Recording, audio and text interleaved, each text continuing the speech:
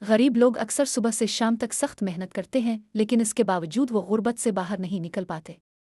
اس کے پیچھے کئی اہم وجوہات ہوتی ہیں۔ پہلی وجہ، اکثر ایک ہی کمانے والا ہوتا ہے جبکہ کھانے والے افراد زیادہ ہوتے ہیں۔ گھر کے باقی لوگ کام کرنے کے بجائے ہاتھ پر ہاتھ رکھ کر بیٹھے رہتے ہیں۔ جو شخص کماتا ہے وہ اپنی ساری کمائی دوسروں کی ضروریات پر خرچ کر دیتا ہے، جس کی وجہ سے اس کے پاس کچھ بچتا ہی نہیں اور وہ ہمیشہ خالی ہاتھ رہ جاتا ہے۔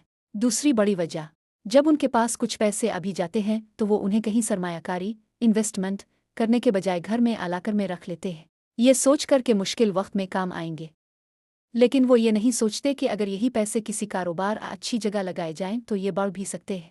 سرمایہ کاری نہ کرنے کی وجہ سے ان کی مالی حالت میں کوئی بہتری نہیں آتی۔ تیسری بڑی وجہ، شادی بیاہ کے موقع پر بہت زیادہ فضول خرچی کی جاتی ہے۔ شادی کا فنکشن صرف چند گھنٹوں کا ہوتا ہے، لیکن لوگ اپنی زندگی بھر کی جمع پونجی اس پر لگا دیتے ہیں، صرف اس لیے کہ معاشرے میں عزت برقرار رہے اور لوگ کیا کہیں گے۔ بعد میں یہی لوگ تنقید بھی کرتے ہیں۔ اس فضول خرچی کی وجہ سے اکثر لوگ قرض میں ڈوب جاتے ہیں اور کئی سال تک وہ قرض اتارتے رہتے ہیں۔ چوتھی بڑی وجہ، لوگ ڈگریاں تو بہت حاصل کرتے ہیں لیکن ان سے کوئی خاص فائدہ نہیں اٹھاتے۔ حقیقت یہ ہے کہ صرف ڈگری کافی نہیں ہوتی، بلکہ کامیابی کے لیے مہارت، سکلز ضروری ہوتی ہے۔ اگر انسان کے پاس عملی مہارت ہو تو وہ بہتر طریقے سے کما سکتا ہے اور اپنی زندگی بدل سکتا ہے۔ پانچویں بڑی وجہ، سرکاری نوکریوں کے پیچھے پڑ کر لوگ اپنی زندگی کے کئی سال ضائع کر دیتے ہیں۔ عمر، وقت اور پیسہ سب اسی میں لگا دیتے ہیں، حتیٰ کہ کچھ لوگ رشوت تک دے دیتے ہیں۔ اگر نوکری مل بھی جائے تو ساری زندگی آرام سے گزارنے کا سوچ لیتے ہیں، ترقی کچھ نیا کرنے کی کوشش نہیں کرتے۔ مزید ایک وجہ، لوگ اپنی صحت کا خیال نہیں رکھتے، زیادہ چینی کھاتے ہیں اور باہر کا کھانا استعمال کرتے ہیں، جس کی وجہ سے کم عمر میں ہی مختلف بیماریوں کا شکار ہو جاتے ہیں۔ پھر ان کا زیادہ تر پیسہ ڈاکٹروں پر خرچ ہونے لگتا ہے اور اسی وجہ سے وہ غربت میں ہی رہ جاتے ہیں۔ ایک اور اہم بات، ہم اکثر کسی شارٹ کٹ کے انتظار میں رہتے ہیں کہ کہیں سے لاٹری نکل آئے، کوئی خزانہ مل جائے، لیکن ایسا کچھ نہیں ہوتا اور ہم وہیں کے وہیں رہ جاتے ہیں۔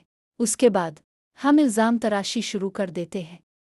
کوئی بھی حکومت آئے ہم اسی کو مورد الزام ٹھہراتے ہیں کہ ہماری حالت اس کی وجہ سے خراب ہے، جبکہ خود کچھ کرنے کے لیے تیار نہیں ہوتے۔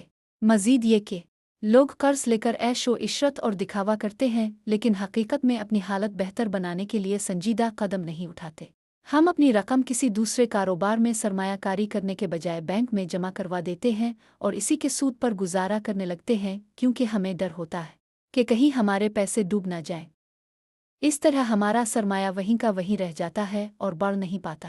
غریب کا بچہ اکثر یہی سوچتا ہے کہ بس آج کا گزارا ہو جائے، اتنے ہی پیسے آ جائیں تو کافی ہے۔ وہ آگے بڑھنے اور بڑے مقصد کے بارے میں نہیں سوچتا۔ اگر یہ سمجھ لیا جائے کہ غربت ہمارا مقدر ہے تو یہ غلط ہے۔ غربت کوئی مقدر نہیں بلکہ ایک حالت ہے۔ دنیا میں جتنے بھی امیر لوگ ہیں ان میں سے بہت سے پہلے غریب تھے اور پھر اپنی محنت اور صحیح فیصلوں سے امیر بنے۔ انہوں نے قدم اٹھایا، رسک لیا اور آگے بڑھے، اسی لیے آج ان کا نام پوری دنیا میں ہے۔